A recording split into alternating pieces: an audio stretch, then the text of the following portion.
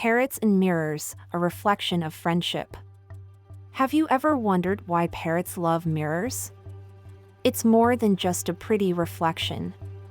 Parrots are incredibly social creatures, often seeking companionship and interaction. When a parrot sees its reflection, it thinks it's another bird. This reflection becomes an intriguing companion, a friend, or even a potential mate. The parrot will engage with the mirror, talking, singing, and even preening itself. It's fascinating to watch how deeply they connect with their reflections.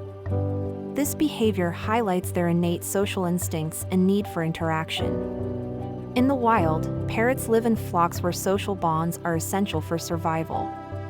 In captivity, mirrors can provide comfort and reduce loneliness for solo parrots.